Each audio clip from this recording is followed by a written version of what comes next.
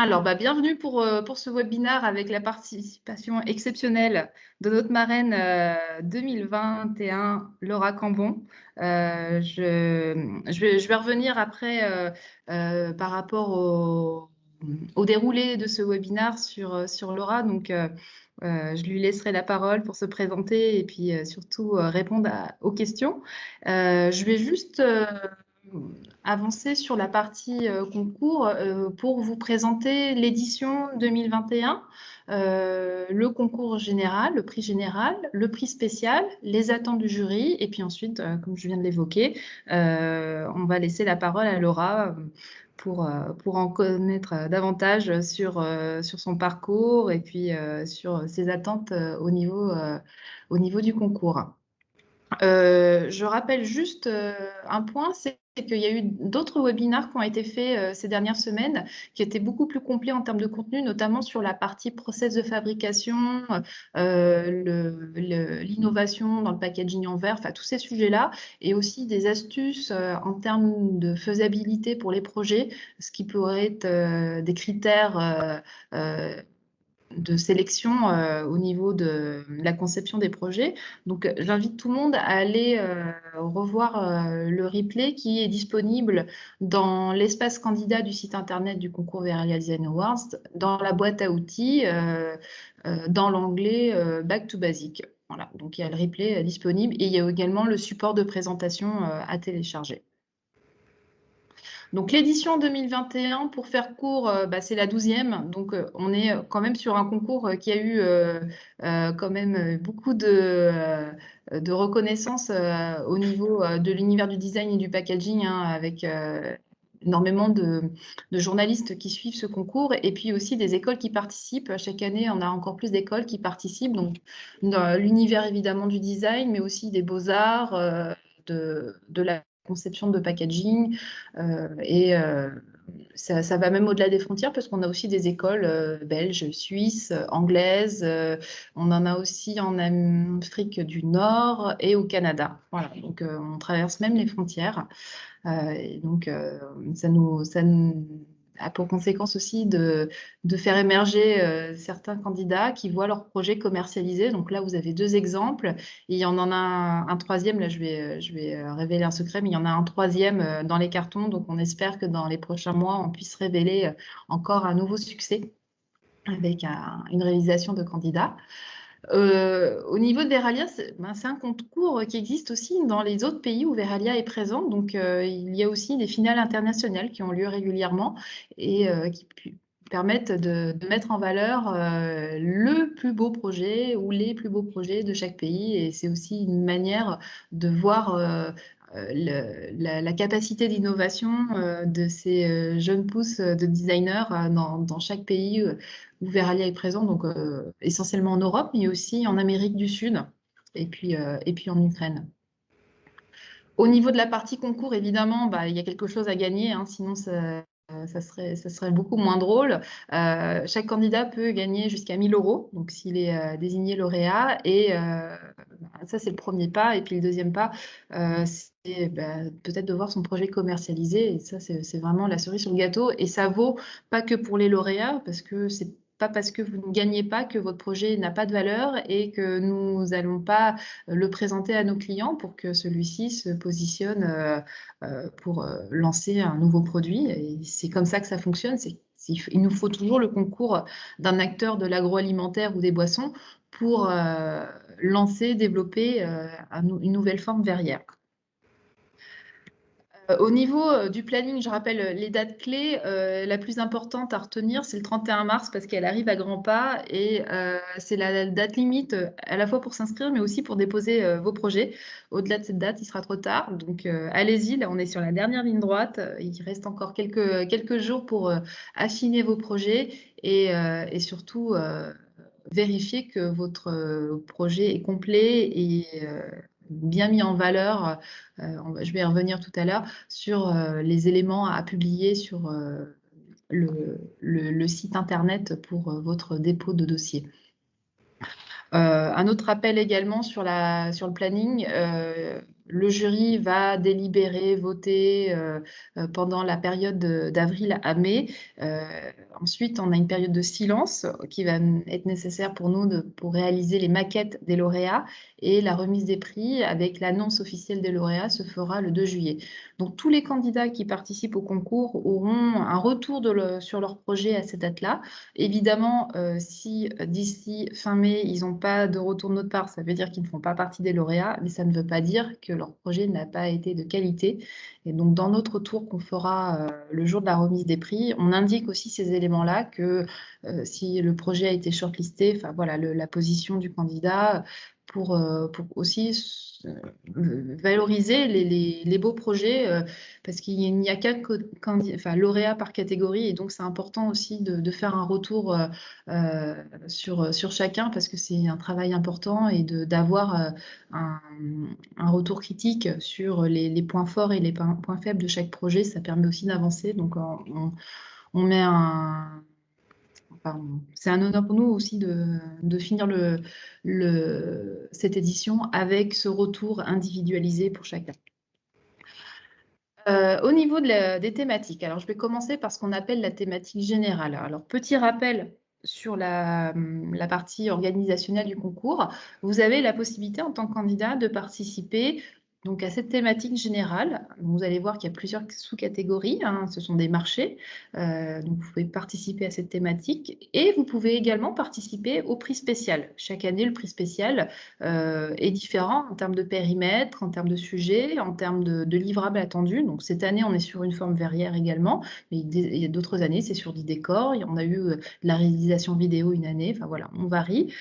Et donc chaque candidat peut concourir aux 2 prix, ou à l'un ou à l'autre, au choix. La seule condition, si jamais vous concourez aux 2 prix, c'est qu'il ne faut pas présenter le même projet pour les 2 prix. Bon, ça tombe sous le sens par rapport aux thématiques, mais je le reprécise parce qu'on a toujours des personnes qui tentent. Voilà, on ne gardera qu'un seul de vos projets, celui qui sera le plus pertinent par rapport à l'un ou l'autre des prix. Donc la thématique générale, je vais décaler juste un peu plus. Je sois face à la caméra et à mon écran. Donc, c'est le verre en format solo cette année. Alors, ce n'est pas une réaction au contexte sanitaire, hein, ce n'est pas une réaction au fait qu'on est un peu tous isolés chez soi. Non, c'est quelque chose, cette thématique qu'on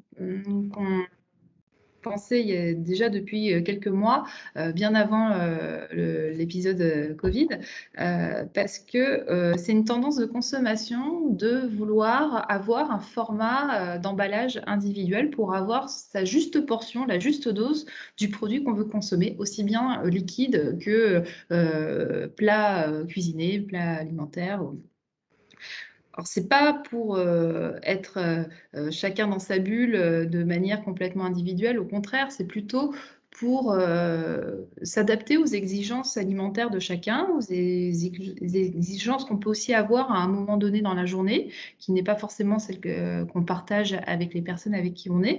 Et donc, le fait d'avoir un emballage alimentaire individuel, ça permet d'avoir le produit qu'on a envie de consommer à un instant T, dans sa juste dose. Donc là, c'est plutôt pour combattre le gaspillage alimentaire. Et puis aussi, on a une notion de mobilité, de consommation hors du domicile, ce qui arrive fréquemment, notamment sur le moment du déjeuner, où lorsque on est en présentiel dans nos entreprises, on n'a pas toujours l'occasion d'avoir un restaurant d'entreprise, et donc on achète régulièrement nos repas dans des grandes surfaces ou dans des restaurants qui ont des portions individuelles. Et si vous allez voir aujourd'hui dans un magasin de ce type, vous allez vous rendre compte que l'emballage en verre est très peu présent. Et donc, on est sur de l'emballage unique en plastique qui est souvent sur des plastiques très peu valorisés, très peu recyclés. Et donc, c'est vraiment dommage parce que le verre a un fort potentiel de recyclabilité. On peut même penser à du verre en consigne, c'est tout à fait possible. Et donc, c'est vraiment dommage que ce matériau-là ne soit pas plus présent sur ce type de consommation. Donc, c'est vraiment ça qui nous interroger, et en plus on se rend compte qu'au niveau de l'offre de tous les verriers, sur ce format-là, on a peu de choses innovantes avec un design qui est adapté à une ergonomie, à une consommation directement dans le packaging. Enfin, voilà, il y a beaucoup de choses qui peuvent être prises en compte pour permettre de faire des emballages beaucoup plus innovants et en plus qui donnent envie aux consommateurs de tester le produit parce que l'emballage valorise aussi le contenu. Donc, c'est important de penser à ces aspects-là. Au niveau des catégories proposées pour ce prix, on repart sur les marchés habituels de l'agroalimentaire et des boissons. Donc, on a une première catégorie qui sont autour des vins tranquilles et effervescents. Donc, on comprend champagne également dans les vins effervescents, hein, je précise, hein, parce que parfois, c'est une question qu'on me pose. Deuxième catégorie, tout ce qui est lié aux bières, eau et boissons non alcoolisées. Qui souvent d'ailleurs ont le même type de format, le même type de packaging. Donc, c'est pour ça que cette catégorie est regroupée en une seule. Ensuite, on a la partie spiritueux, hein, où on peut aussi avoir des besoins en termes de packaging individuel. Alors, on ne va pas s'orienter vers les shots hein, de vodka ou je ne sais pas quelle boisson. Non, on est vraiment aussi sur une évolution en termes de produits, notamment sur les produits qu'on appelle les prémix, où vous avez déjà le cocktail tout fait avec le soda et l'alcool fort qui sont déjà mélangés, un sirop parfois, et là vous avez quand même très peu de choix en termes de packaging aujourd'hui, donc il y a pas mal de choses à penser. Et puis ensuite la catégorie qu'on a appelée food, là c'est vraiment l'alimentaire, donc notamment tout ce qui est plat préparé, mais ça peut être beaucoup plus varié. Vous avez aussi tout ce qui est aliments secs. Enfin, il y a énormément de choses à faire. Et ça, c'est flagrant aussi dans les commerces. On a très peu d'emballage en verre sur ce qu'on appelle le ready to eat. C'est vraiment une tendance de consommation, c'est-à-dire les produits qu'on achète pour consommer immédiatement ou en tout cas consommer en extérieur, comme ce que j'évoquais à l'annonce de la thématique. Au niveau de la consommation individuelle, voilà, je vais repréciser les axes clés. C'est vraiment la juste portion pour une personne. C'est très orienté anti-gaspillage alimentaire. On peut faire le constat nous-mêmes, hein, on jette beaucoup d'aliments parce que les conditionnements ne sont pas adaptés à notre faim. Donc, il y en a beaucoup parmi nous qui sommes très responsables et qui vont recuisiner les restes, enfin en tout cas faire en sorte de ne pas jeter des aliments. Mais c'est vrai que quand on consomme en extérieur, c'est plus compliqué de ramener le reste parce qu'on n'a pas toujours l'occasion en plus de pouvoir refermer le packaging. Donc c'est toujours difficile de valoriser et il vaut mieux avoir la juste portion. Comme ça, au moins, non seulement c'est plus économique en termes d'achat, et puis surtout on gaspille moins. D'autre part, donc cette consommation hors domicile qui se développe de plus en plus. Alors c'est vrai, en ce moment, on est un peu sous cloche toute la partie donc on appelle CHR, donc les cafés, hôtels, restaurants. On va dire c'est pas on va dire la bonne cible de distribution. Ça prouve bien que cette thématique, on l'avait bien pensée avant l'épisode Covid, mais ça n'empêche pas qu'il faut penser à l'avenir et aussi au fait que les restaurateurs ont aussi du mal à trouver des produits, notamment pour les boissons, avec un packaging en verre. Ils sont toujours sur du plastique, très souvent, parce que c'est pas proposé par les industriels. Et les industriels ne proposent pas ce type de packaging simplement parce que ils n'ont pas le sentiment qu'il y a une demande des consommateurs alors que les mentalités changent et qu'on est beaucoup plus sur un choix responsable en termes d'emballage et notamment du coup des déchets qu'on va générer. Ensuite, le dernier point que j'ai évoqué, et je vais encore l'appuyer, c'est le fait que ce n'est pas du tout une envie de promouvoir une consommation, on va dire, seule, sans sans personne autour de soi. Au contraire, on peut profiter des moments conviviaux qu'on peut vivre pour faire en sorte que chacun trouve le bon produit, le produit adapté à ses intolérances alimentaires, adapté à son régime alimentaire, adapté à ses envies, à ses goûts, malgré le fait qu'on consomme, qu'on partage un moment ensemble.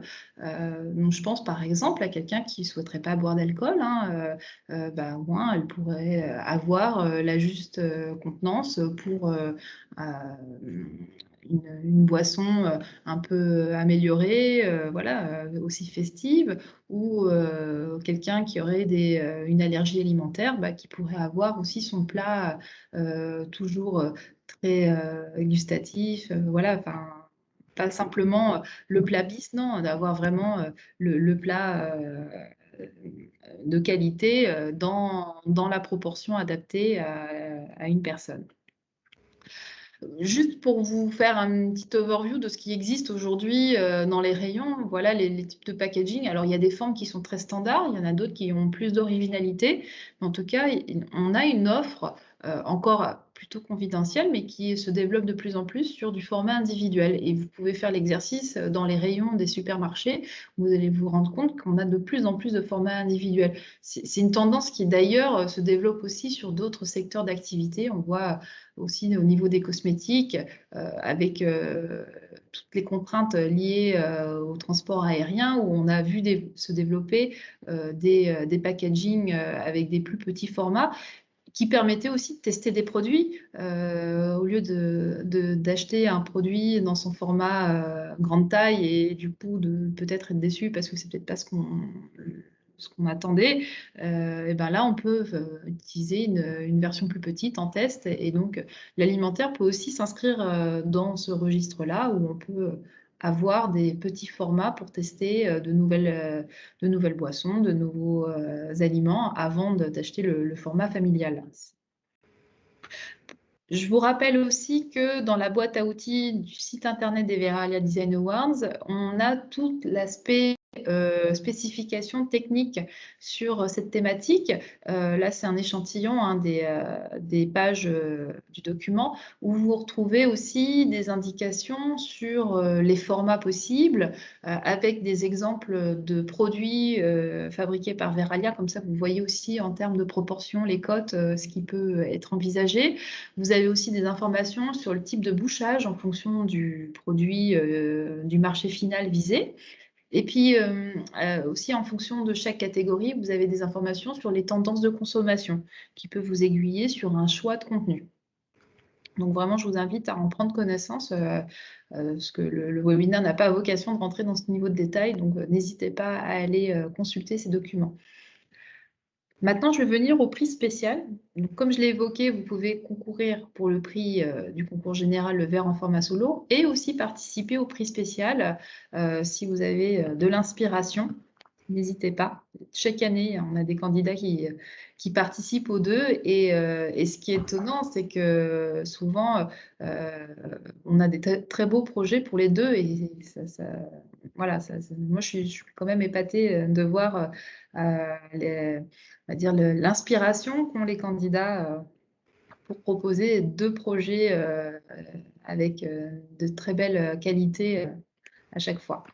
Donc cette année, on a voulu essayer de travailler sur l'aspect conversion des consommateurs d'un emballage autre que le verre vers un emballage en verre en choisissant un produit de son quotidien, un produit qu'on aime bien ou pas, hein, peu importe. En tout cas, de voir parmi les produits qui nous entourent, quel serait celui où on aurait envie de lui proposer une alternative en verre. Et donc, la thématique, c'est offrez-lui un emballage en verre. Ça peut être sur n'importe quel marché, hein, ça peut être sur des boissons non alcoolisées ou alcoolisées ou des marchés alimentaires, hein, des plats préparés par exemple, ou de la pâte à tartiner ou peu importe. Regardez ce que vous voyez comme produit qui existe sur d'autres matériaux, donc plastique, carton, aluminium, après il y a encore des matériaux alternatifs, mais de voir parmi ces produits-là lequel pourrait avoir une alternative en verre et un emballage innovant, hein, un emballage original, un emballage qui mette en valeur la marque, le produit. C'est tout l'intérêt. Et donc, l'objectif de cette conversion, c'est pour convaincre ensuite le consommateur de faire ce choix d'aller vers un matériau vert qui est donc 100% recyclable et à l'infini. Ce qui n'est pas le cas pour les autres matériaux. Donc, c'est tout l'intérêt de privilégier le verre. Au niveau des clients que Veralia a et qui ont fait cette démarche de changer de matériaux d'emballage, on a notamment Fleury Michon. Donc c'est assez récent. Ils ont décidé en fin 2020 de changer le matériau de leurs cassolettes. Donc les cassolettes, c'est pour leurs plats préparés, alors souvent qui est utilisé comme ce qu'on appelle les ready to eat. Donc c'est-à-dire que vous pouvez directement consommer le produit dans l'emballage et vous pouvez réchauffer le produit au micro-ondes. Et auparavant, Fleury Michon utilisait des cassolettes, alors soit en grès, soit en carton, et je crois qu'ils ont tenté aussi le bois, il me semble. Et donc, ils sont partis aujourd'hui sur du verre, non seulement pour le côté recyclabilité, d'ailleurs, c'est sur le packaging, hein, il l'indique, le choix du verre est pour son impact, est lié à son impact environnemental, mais aussi parce que ça valorise les contenus. Là, on voit bien l'intérieur de la cassolette et il faut savoir qu'au niveau du packaging, là, ce que vous voyez, c'est un suremballage en carton et vous avez sur la tranche une ouverture qui permet de voir par transparence avec le verre le contenu de la cassolette. Donc, ça donne envie au consommateur d'acheter le produit. Et cet avantage est également celui qui a fait changer Yoplait au niveau de ses yaourts. Alors, ces yaourts, c'est les yaourts saveurs d'autrefois qui sortent vraiment sur le côté très authentique du yaourt avec vraiment la recette ancestrale. Auparavant, ils étaient sur un packaging en grès pour vraiment axer leur positionnement sur la tradition. Et ils ont fait le choix de basculer en verre pour l'aspect recyclable également. Et alors, ils ont fait ça en 2 étapes. Là, moi, j'ai qu'une seule étape, mais ils ont fait 2 étapes. Et ils ont basculé une première fois en verre en ajoutant un décor sur le verre pour imiter le grès, peut-être pour pas trop changer les habitudes de leurs clients. Donc, ils ont fait cette première étape et puis ensuite ils se sont dit c'est dommage, on a un produit en fait qui est beau, on a un produit qui a tout son intérêt au niveau de sa fraîcheur, de sa gourmandise, donc il faut montrer le produit et donc ils ont arrêté de décorer les pots pour avoir donc ce yaourt transparent qui met en valeur le fruit à l'intérieur, le blanc du lait et ça donne beaucoup plus envie en rayon. Alors c'est vrai qu'on est un peu moins sur le côté traditionnel du grès, mais on a toujours une forme qui est plutôt traditionnelle du yaourt et on met en valeur le contenu grâce à la transparence du verre. Alors, il y a d'autres exemples dans le monde sur cette proposition d'un packaging en verre. Là, il y a quelques exemples, alors français ou autres. On est allé ratisser beaucoup plus large pour voir ce qui se faisait dans le monde. Et vous voyez qu'il y a des alternatives et on n'est pas du tout sur du copier-coller en termes de forme. Alors, il y en a certains qui gardent les mêmes codes. On voit Coca-Cola et Sprite qui gardent quand même les mêmes codes, mais sur les autres marques, on voit que c'est vraiment une réinterprétation complète du packaging. Alors, plus ou moins innovante, mais en tout cas une réinterprétation parce que, et d'une, on n'a pas les mêmes contraintes en termes de fabrication d'un matériau à l'autre. En plus, on n'a pas la même ergonomie. Je pense notamment au ketchup où dans la version plastique, on va presser la bouteille pour faire sortir le ketchup et donc du coup l'ouverture est plutôt vers le bas parce qu'il faut que le contenu soit bien proche de la sortie. En revanche, pour la version verre, on est sur une utilisation qui est totalement différente. Je pense que tout le monde a déjà testé le fait qu'on tape sur le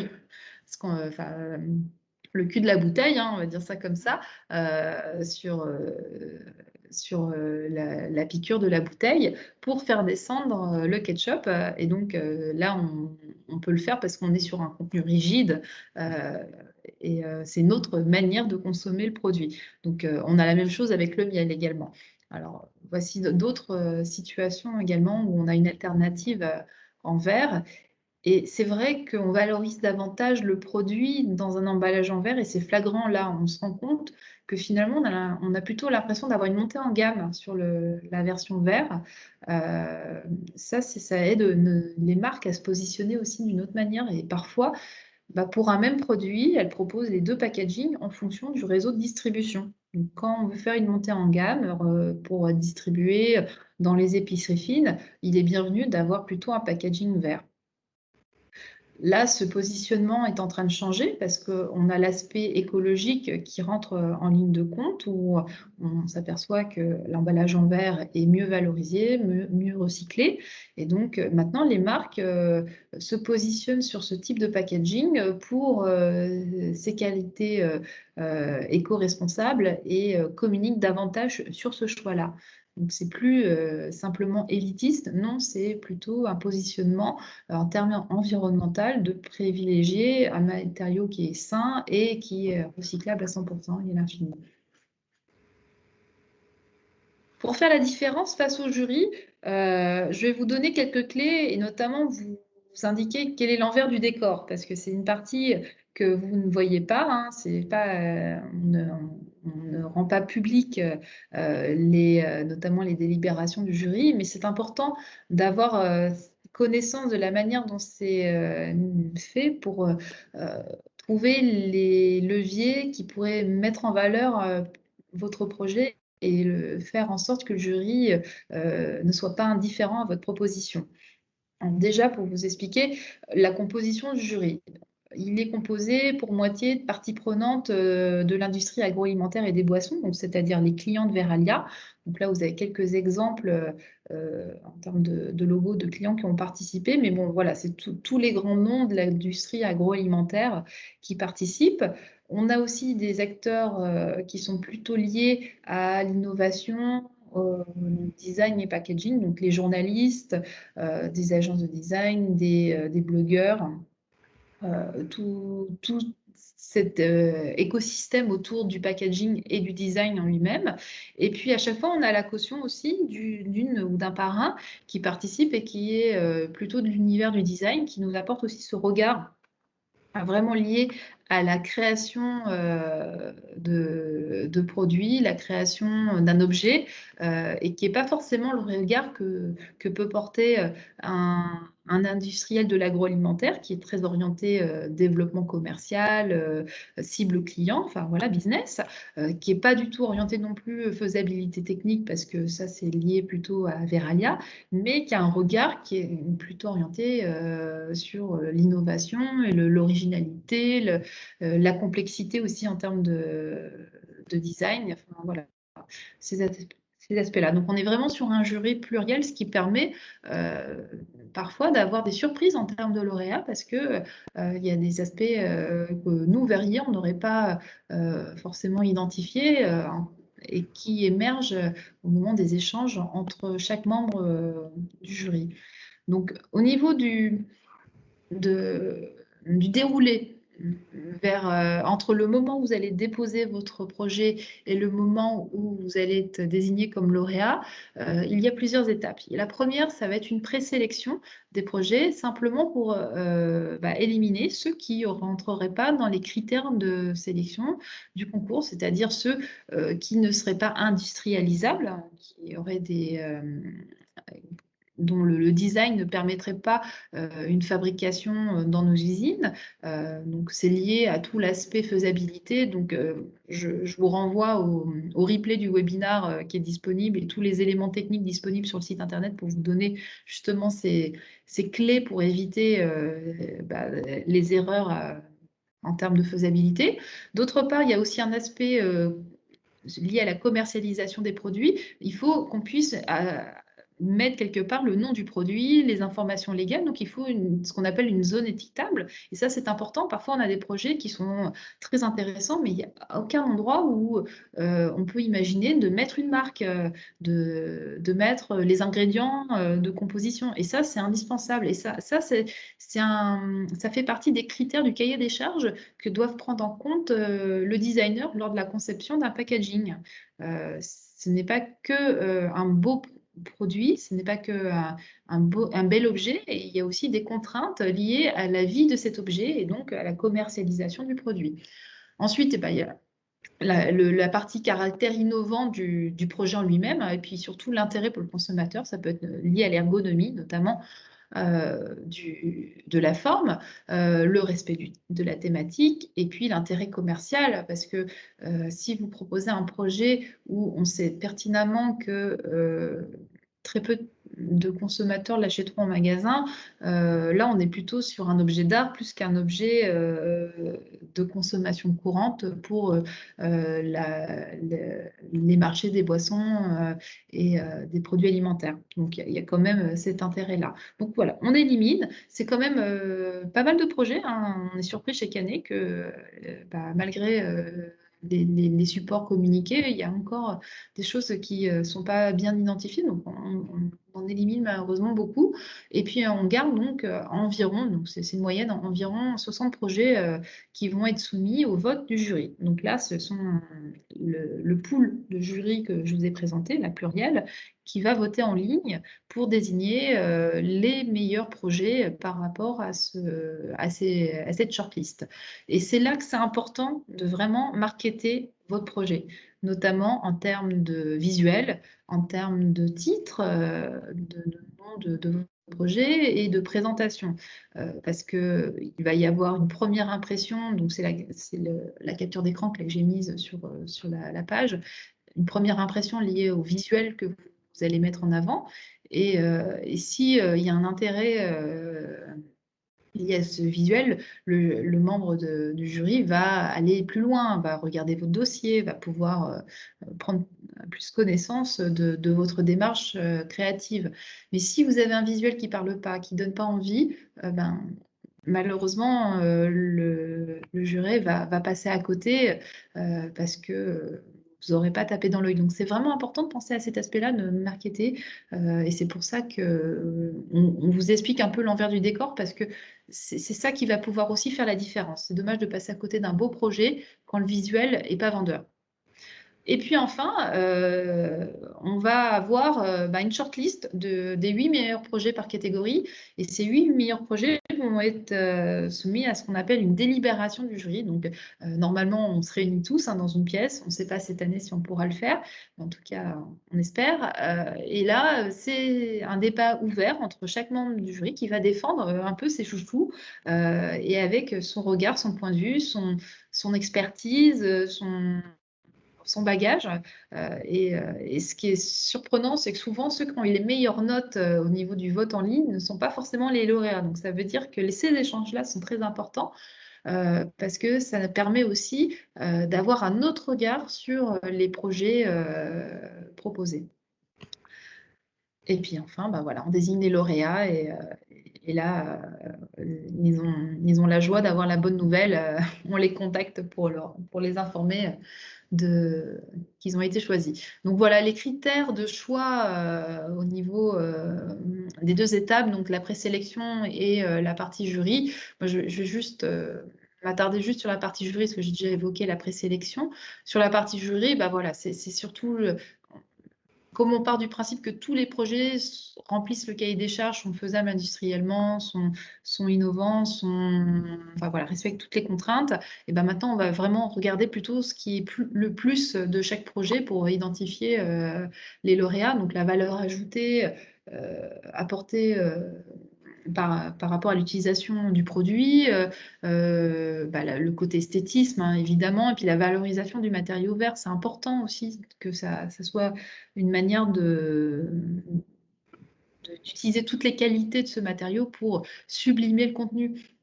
La viabilité économique du projet, je l'ai évoqué, c'est encore un critère important, parce que le but ultime d'un lauréat, c'est de voir son projet en magasin, hein, il ne faut pas se le cacher. Donc la mise en valeur du contenu, je l'ai évoqué. Les perspectives, les nouvelles perspectives ouvertes aux matériaux verts, ça c'est pour dire qu'il y a peut-être des segments dans les marchés de l'agroalimentaire et des boissons où le verre est peu présent. Et si votre projet permet d'offrir une alternative aux autres matériaux, ça peut être une qualité importante et qui peut faire la différence dans la libération du jury. Et évidemment, on est sur l'innovation, donc le caractère innovant du design et du concept est primordial.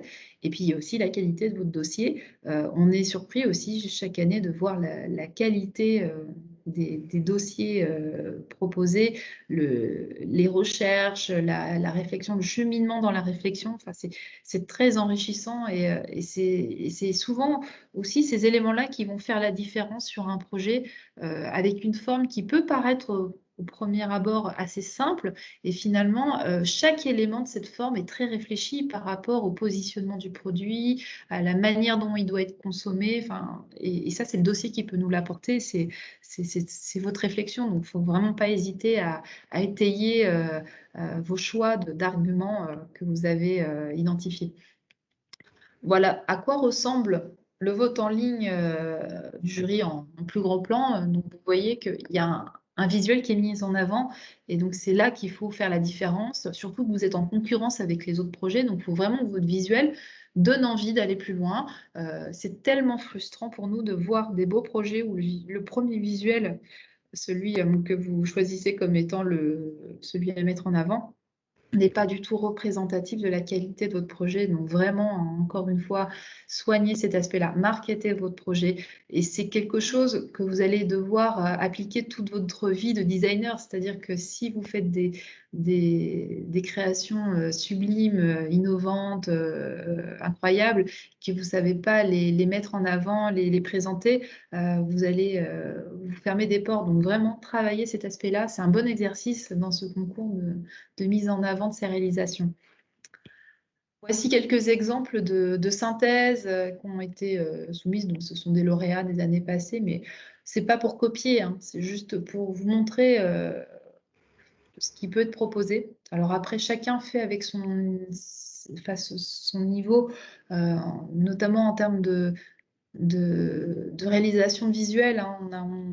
Chaque année, on a différentes qualités de visuels. On a des visuels comme celui-ci très, très aboutis, puis d'autres, ce sont simplement des croquis à la main, mais ça n'empêche pas que chacun a ses chances, parce que si la forme est intéressante, le projet est intéressant, c'est pas parce que vous n'avez pas les connaissances ou les outils pour faire des rendus 3D que vous n'avez pas vos chances.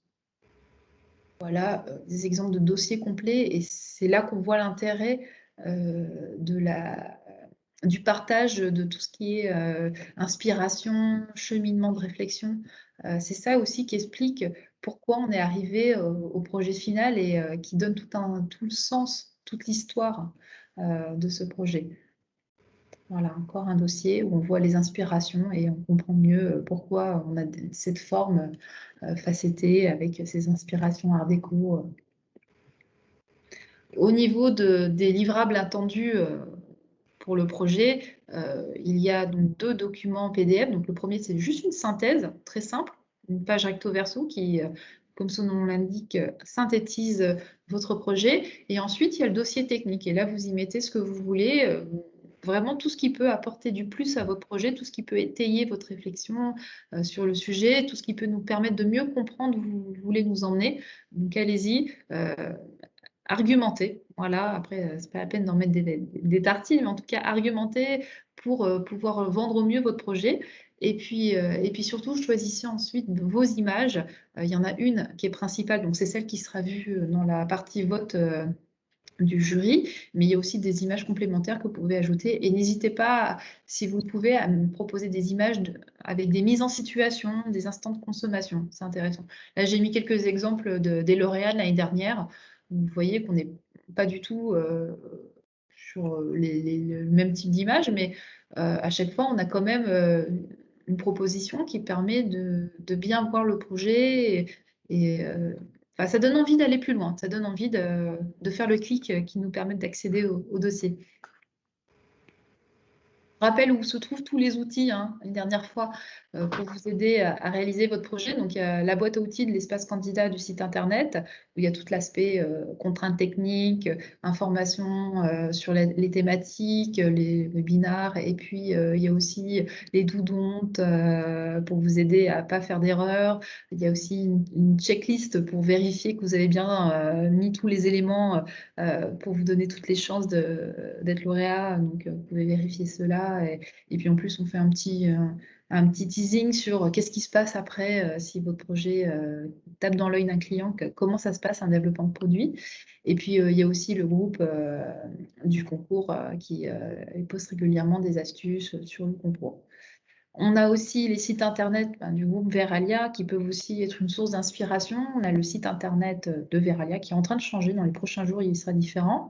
On a le site de notre marque Premium Selective Line, donc ça peut être aussi une source d'inspiration au niveau des formes, de la personnalisation et des segments de marché premium. Et puis, on a aussi une filiale qui s'appelle Saga Décor, qui est spécialisée dans le décor donc sur emballage en verre. Et là, vous pouvez avoir des informations notamment sur les techniques de décor. Alors, pareil, je vous renvoie vers le webinar en replay parce qu'il y a toute une partie qui est consacrée sur le décor. Donc, je détaille les techniques. Parce que ça peut être aussi un axe pour ajouter la personnalisation à votre projet. Au niveau de l'édition l'année dernière, voilà, petit focus des lauréats de l'année dernière, où pour la petite histoire, le projet qui a eu le coup de cœur de la marraine, donc qui est le projet Climat, le patrimoine bourguignon, de prime abord, c'est plutôt une bouteille très simple, hein. C'est celle qui est complètement à droite, hein. C'est une forme bourguignonne assez classique avec des gravures au niveau des épaules. Mais en fait, ces gravures rappellent les climats qui sont classés patrimoine mondial de l'UNESCO, il me semble maintenant. Et c'est un patrimoine et une fierté locale de la région bourguignonne qui doit être mise en avant pour être protégée, sauvegardée. Et donc, c'est une manière de mettre en avant ce patrimoine que de proposer une bouteille avec dans sa composition le visuel de ces climats.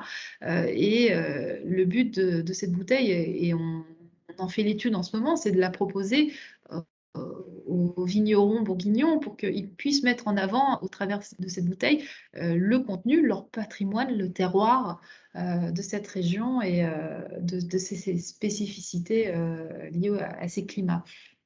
Donc, vous voyez, ces informations-là, on a pu en avoir connaissance que dans le dossier de la candidate, parce que de prime abord, on voit ce projet, on dit, bon, ok, voilà, il y a des gravures. D'ailleurs, on a souvent ce type de proposition, mais là, c'était beaucoup plus abouti. Et surtout, il y avait un storytelling du projet qui était très intéressant. Et c'est ça qui a vraiment fait pencher Ève vers ce projet-là, parce qu'elle-même est bourguignonne. Donc voilà, il y a peut-être du chauvinisme, je ne sais pas, mais en tout cas, il y a eu l'envie de mettre en lumière aussi au travers de ce projet toute une région, tout un patrimoine.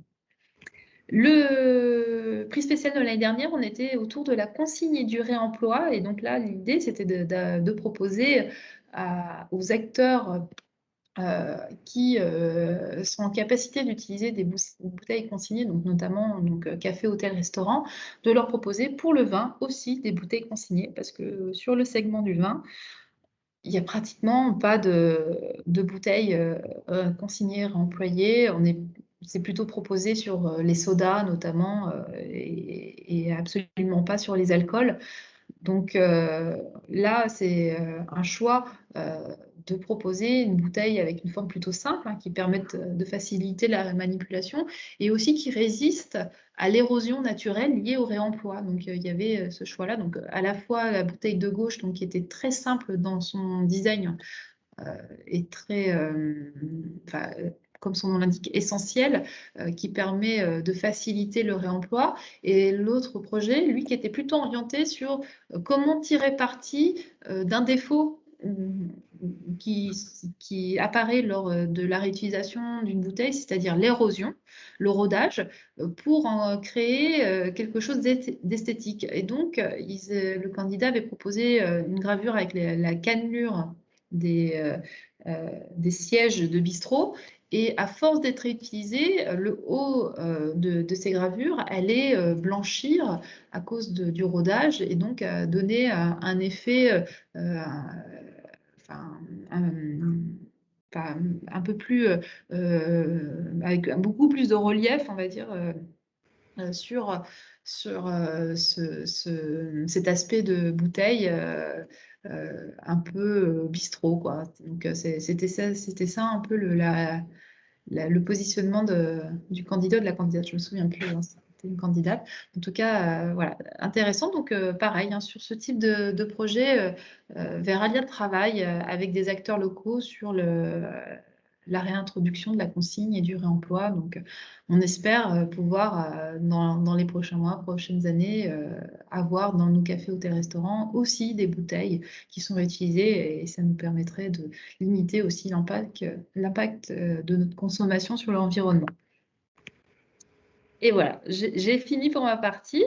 On va arriver, on va dire, au clou du spectacle, si je peux dire ainsi, à la présentation de Laura, qui nous fait vraiment l'honneur d'être présente parmi nous aujourd'hui. Je vais te laisser, Laura, du coup, te présenter parce que je pense qu'il n'y a, que toi qui peux parler le mieux de toi. Oui, merci. Je te laisse la parole. Oui, c'est gentil. Bonjour aux participants présents.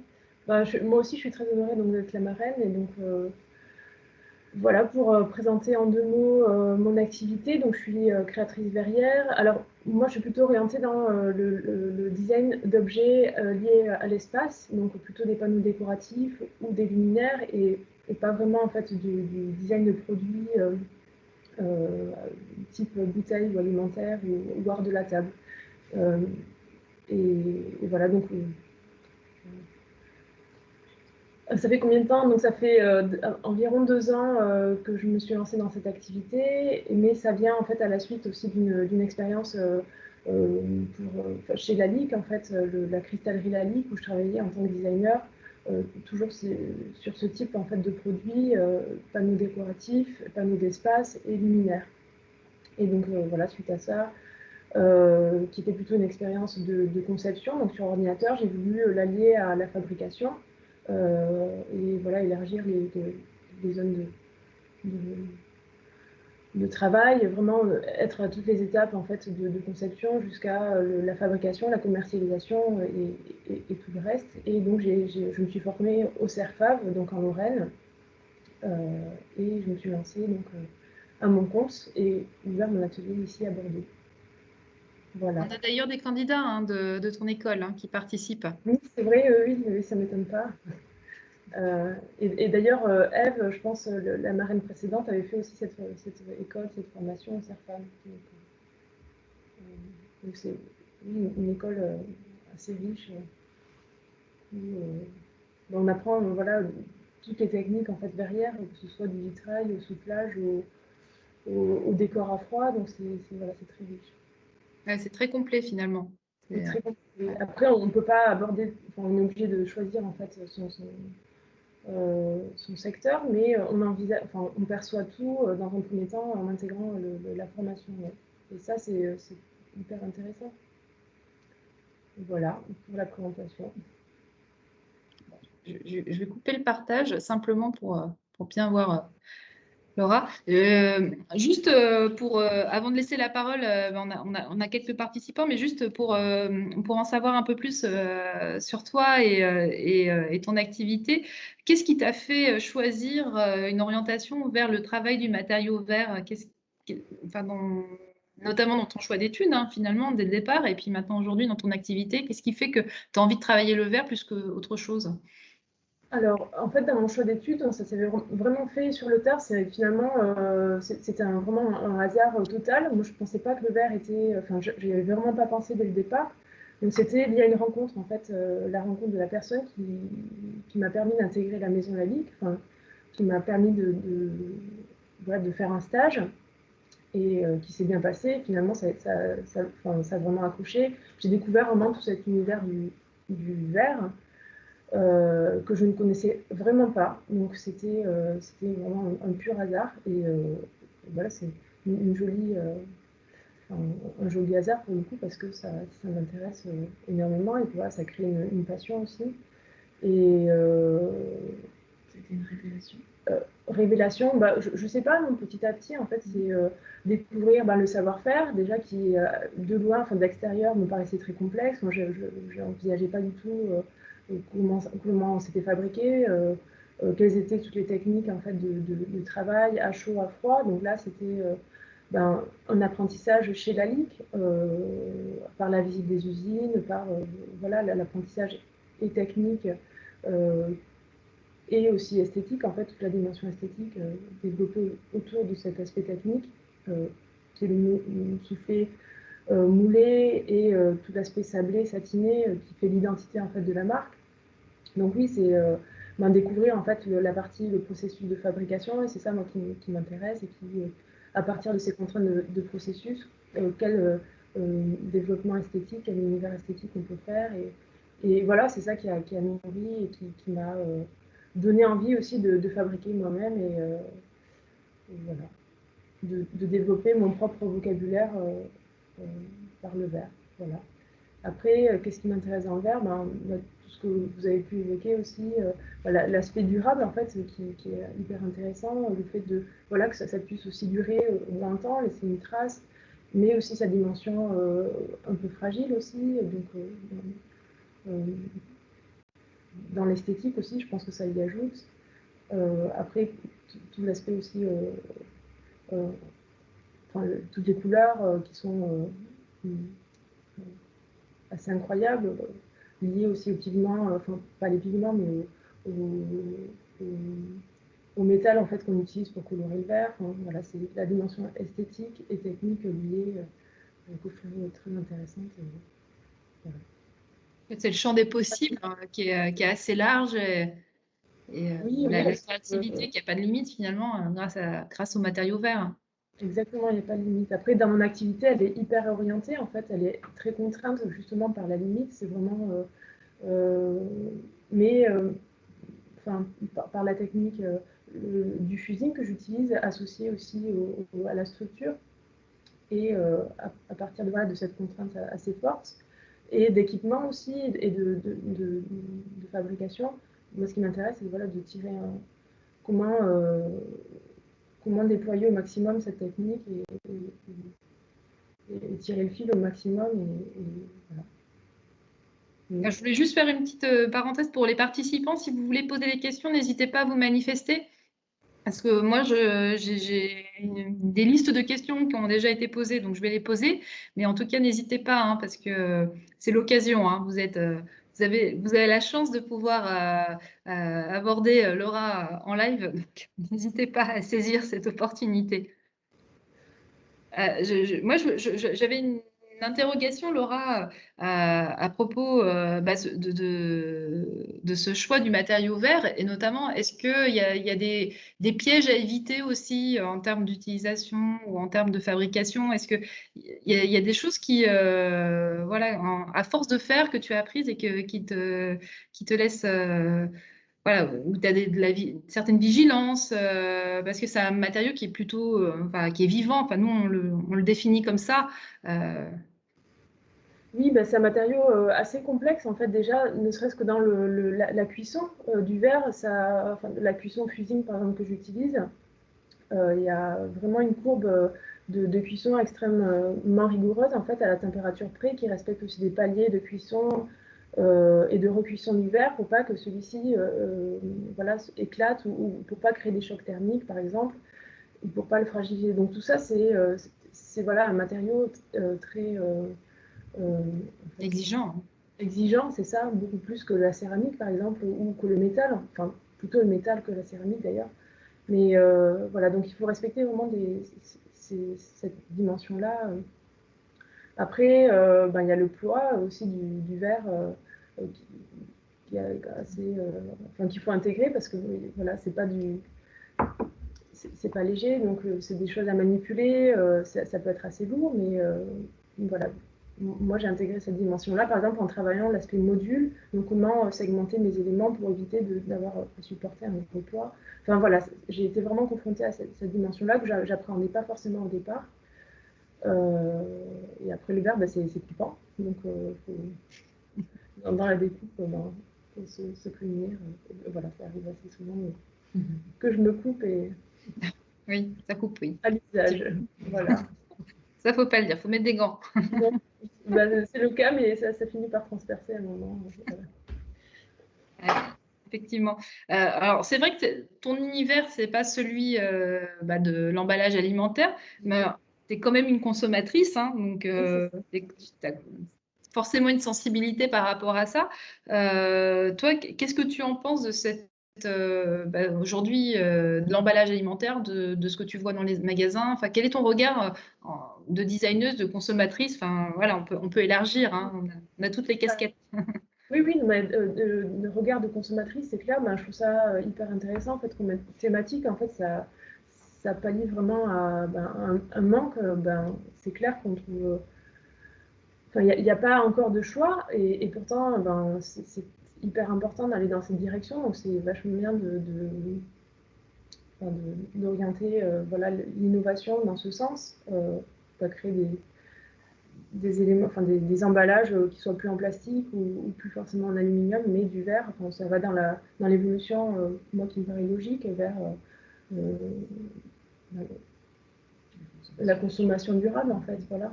Toi-même, tu fais le choix en termes de packaging, enfin, en termes de produits dans son ensemble, hein, pas que lié au packaging. Est-ce que tu as ce qu'on appelle maintenant une consommation responsable, c'est-à-dire que tu choisis aussi les produits en fonction de tous ces aspects-là? Alors j'essaie de plus en plus, après ça m'arrive forcément de faire des extras, mais oui, j'aimerais en tout cas être facilitée dans cet usage-là, enfin, dans ce choix-là. Oui, mais oui, après, moi personnellement, j'essaie d'avoir, enfin, l'idée de la boîte en verre, et de réservoir de récipients en verre pour mettre son plat du midi, je trouve ça vachement bien, et bah, comme les emballages aussi de bouteilles individuels. Donc, moi, je pense que je pourrais y trouver un usage personnel. Et si jamais tu participais au concours, parce que en échangeant lors de nos premières rencontres, tu avais évoqué le fait que tu connaissais le concours et que tu n'y avais pas participé, mais en tout cas, tu l'avais déjà suivi. Si aujourd'hui tu étais candidate, tu irais vers quelle catégorie? Enfin, est-ce que tu aurais déjà une piste, quelque chose qui t'inspirerait? Bah, je crois spontanément là, vers la catégorie food plutôt. Mais tu as déjà une idée, enfin, tu avais une idée derrière la tête non, pas forcément, non, mais c'est vrai que toute l'analyse là que vous avez pu faire, ben ça, oui, ça a pu voilà, creuser des idées. Et oui, peut-être que cette catégorie me parle un peu plus. Après, dans mon usage personnel aussi, dans mon mode de vie. Mais après, les autres sont tout aussi intéressantes. C'est vrai que pour les candidats, souvent, ils font le choix d'une catégorie par rapport aussi à leur expérience et à leur habitude de consommation parce qu'ils connaissent mieux. Donc, c'est plus difficile, notamment pour les catégories vin tranquille et vin effervescent. Alors ça, c'est une piste que je donne. C'est quand même d'aller vers cette catégorie-là où il y a moins d'offres en termes de projets parce que c'est souvent des produits que la cible étudiante connaît un petit peu moins, consomme un peu moins et du coup se trouve un peu moins inspirée. Donc, ça peut donner plus de possibilités de se démarquer, d'aller vers ces catégories-là. Par rapport justement à ton parcours de designeuse, justement là en face de nous, on a des jeunes designers qui sont encore étudiants, qui en plus dans un contexte compliqué pour eux, hein, c'est pas évident d'être étudiant aujourd'hui. Est-ce que tu pourrais partager ton expérience de jeune designeuse? Enfin, tu as créé ton atelier et peut-être des conseils pour se lancer professionnellement, qu'est-ce que tu pourrais leur dire? Alors, moi, c'est sûr qu'avec du recul, aujourd'hui, je dirais que le passage en entreprise ou l'expérience en tant que salarié a été essentielle, en fait. Sans quoi, je pense que j'aurais pas pu me lancer si facilement à mon compte. Après, il y a beaucoup qui l'ont fait, mais pour ma part, c'est vrai que ça a été hyper important de passer, d'être salarié, d'avoir cette expérience en entreprise concrète où on apprend voilà, des outils, enfin, toute une méthode de travail, voilà, qui était essentielle. Après, c'est vrai qu'il y a beaucoup de choses à gérer. Peut-être qu'on n'imagine pas que enfin, moi, à la base, en me lançant, je pensais qu'il y aurait c'était aussi dans l'idée de me concentrer sur la création, pouvoir faire mes propres créations, développer tout ce langage aussi personnel. Et au final, je me rends compte que finalement, c'est une infime partie dans un ensemble beaucoup plus large à gérer. Donc voilà, il y a aussi pour quelqu'un qui est intéressé de se lancer à son compte, il faut vraiment qu'il ait ça en tête que il y a cette partie créa, mais qui est un élément d'un ensemble beaucoup plus grand, qui est euh, enfin tout. La commercialisation, Exactement, voilà, la communication. c'est ça, et c'est vraiment être multifacette et polyvalent, et ce qui n'est pas forcément évident, parce qu'on est plus à l'aise dans certains domaines et moins dans d'autres, donc il faut savoir compenser, ou il faut se former par ailleurs, donc voilà, mais c'est hyper intéressant, et c'est ça aussi qui me plaît, mais voilà, il y a cette dimension-là qu'il faut avoir en tête quand on veut se lancer à son compte et créer son entreprise. Donc, ton conseil, c'est le passage en entreprise peut être formateur pour avoir les bons réflexes, la bonne méthodologie, et puis aussi en tout cas, d'avoir en tête que de se lancer seul, c'est pas simplement être dans son atelier à fabriquer, c'est aussi de gérer toutes les facettes d'un atelier de création, hein, enfin, qui a besoin aussi de vivre, enfin, voilà, économiquement. C'est ça, il y a cet aspect-là aussi économique.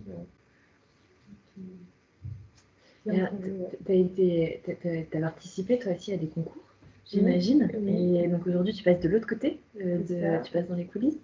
Est-ce que du coup, tu as des conseils aussi par rapport à la façon dont on appréhende justement une réponse à un concours Alors, j'ai participé à des concours, mais c'était pas forcément des réponses à des concours. C'était plutôt en fait, par rapport à mon parcours. Donc, justement, cette dimension-là, je ne la connais pas forcément, cet exercice-là. Après, c'est quelque chose qu'on voit pendant l'entreprise. Hein. Finalement, on a une demande, on doit y répondre. Donc, c'est un peu dans ce même esprit ou format, oui. Mais non, j'ai pas vraiment fait de concours où je répondais à une thématique. Donc, c'est un peu différent. Voilà. C'est une première. C'est une première, ouais. Mais j'ai hâte de voir, oui, c'est hyper intéressant de voir.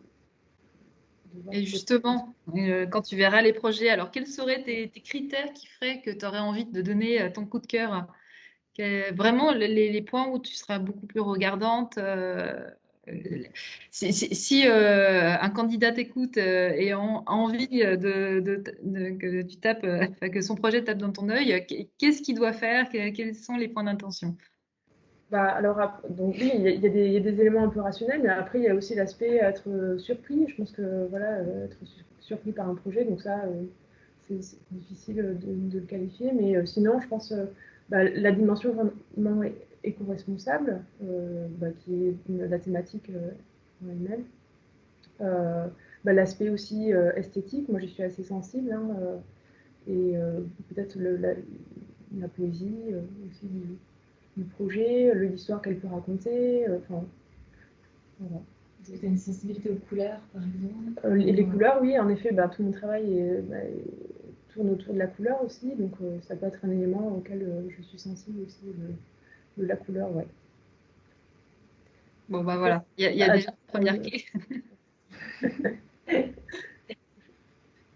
Il y a peut-être des candidats qui ont envie de gagner le coup de cœur, hein, donc c'est important de leur dire. Et c'est la particularité du coup de cœur de la marraine ou du parrain, c'est que c'est très subjectif et c'est une seule personne qui a ce pouvoir-là. Donc, d'une année à l'autre, c'est vrai que quand on compare les projets qui ont eu ce coup de cœur, on s'aperçoit que c'est vraiment très, très différent. Il n'y a pas de ligne directrice parce que chacun a amené sa sensibilité, comme tu l'évoques. Et les projets ne résonnent pas de la même manière d'une personne à l'autre. Donc, c'est ça qui est intéressant.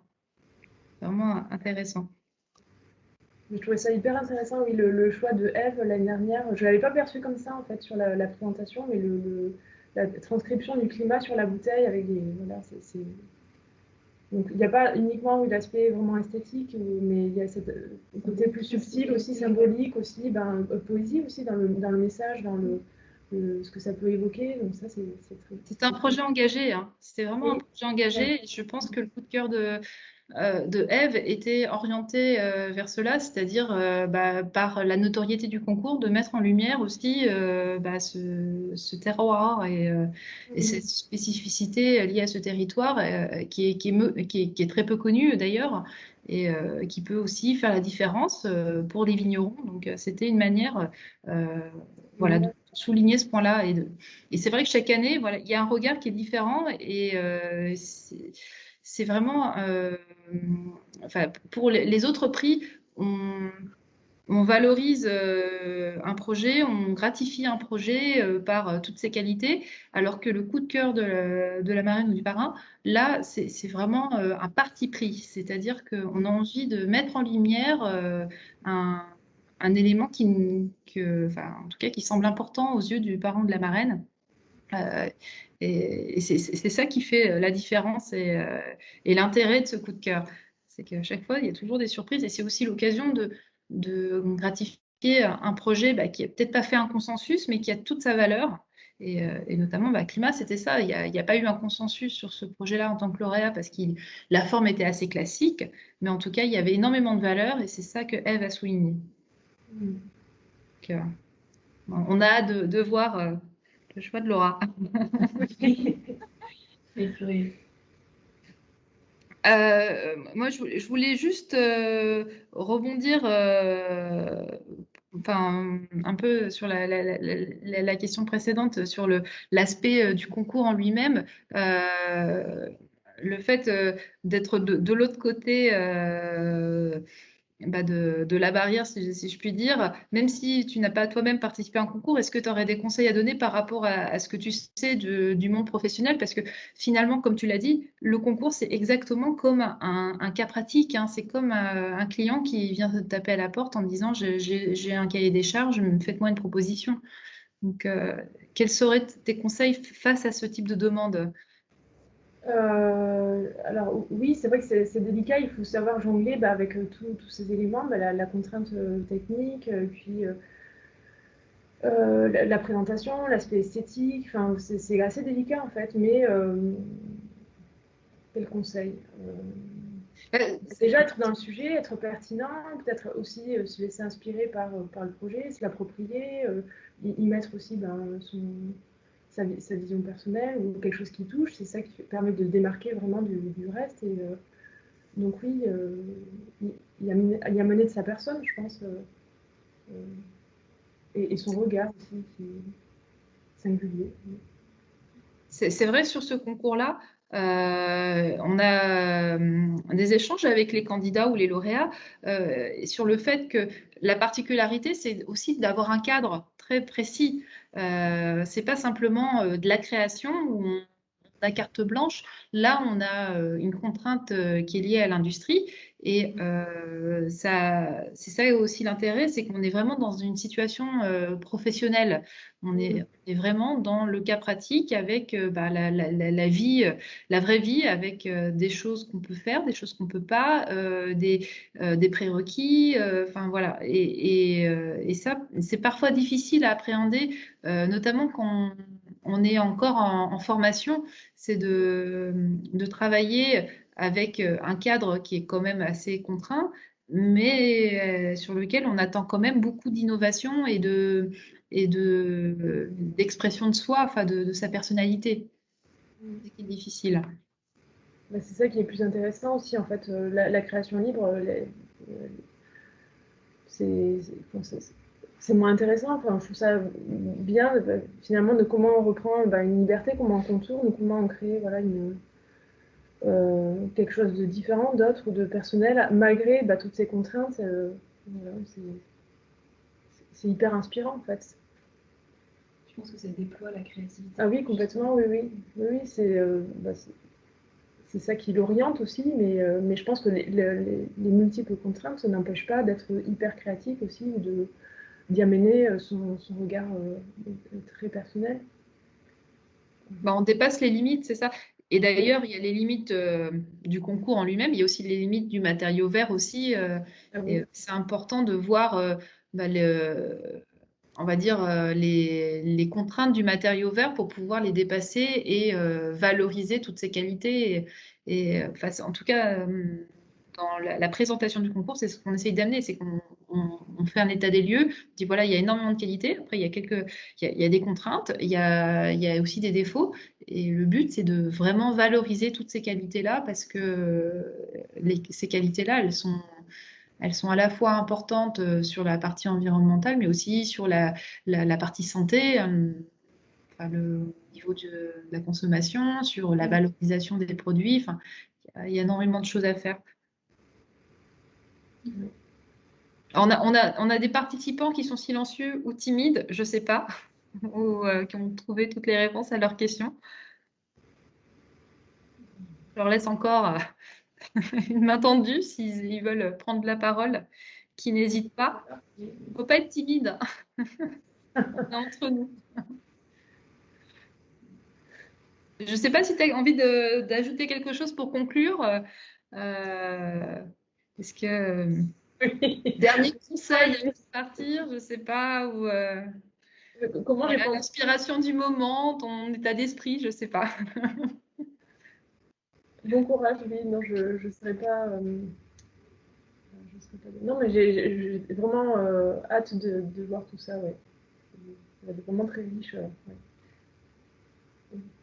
Ah ben, c'est un peu Noël, hein. Quand on découvre les projets, franchement, c'est un peu Oui, Noël parce on est très surprise. Et si la surprise fait partie de tes attentes au niveau de ton coup de cœur, eh ben, ça sera le cas parce on est assez surpris à chaque fois de la capacité d'innovation parce qu'après 12 ans de concours, il y a encore des nouvelles choses qui sont proposées et ça, c'est aussi parce que les générations se renouvellent et d'ailleurs, si on regarde tous les historiques des lauréats depuis le début du concours, on s'aperçoit qu'il y a une amélioration, enfin une montée en qualité des projets qui est manifeste. Alors, je ne vais pas dénigrer les premiers lauréats, mais en tout cas, en termes de destination finale de chaque projet, enfin, on s'approche vraiment à quelque chose de très percutant en termes d'innovation en packaging. Donc, c'est vraiment tout l'intérêt du concours, enfin, on s'en lasse pas. Voilà ce que je tiens à dire.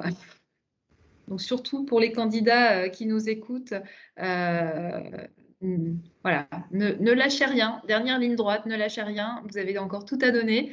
Surtout ceux qui commencent à douter en se disant, oh là là, j'ai beaucoup de choses à faire au niveau de mes cours. Non, allez-y, vous avez donné déjà le plus dur. Donc, lâchez rien.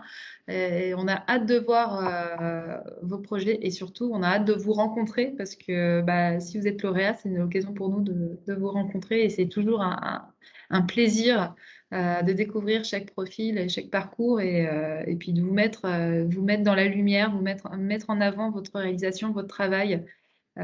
C'est quand même top hein, de pouvoir, dans une jeune vie de designer, de pouvoir euh, exposer le fait qu'on a gagné un concours. Hein. Donc, allez-y, tentez votre chance. On va pouvoir couper hein, maintenant si on n'a pas d'autres questions. On va pouvoir s'arrêter là. Moi, je vais te remercier, Laura, pour ta participation, ta disponibilité. oui, oui. Et puis, Merci. c'est pas un exercice facile. Non, On va le mettre en replay sur les réseaux sociaux. Et puis, comme ça, voilà, on pourra le partager au plus grand nombre. Et j'espère que ton regard de designer va aussi aider à la fois sur la partie concours, évidemment, mais aussi sur toute un partage d'expérience pour tous ces candidats qui débutent leur carrière de designer. Donc, toujours intéressant de partager un parcours comme le tien. Oui, merci. Ouais. En tout cas, on est ravis de te voir dans l'aventure cette année. C'est gentil, je suis ravie aussi. Merci à tous pour être là, même si vous êtes silencieux. On a senti votre présence. Et puis, je vous souhaite une très bonne journée et puis bah, du coup à bientôt hein, sur la remise des prix hein, parce qu'on espère vous voir à ce moment-là. Bonne fin de journée. Au revoir. Au revoir.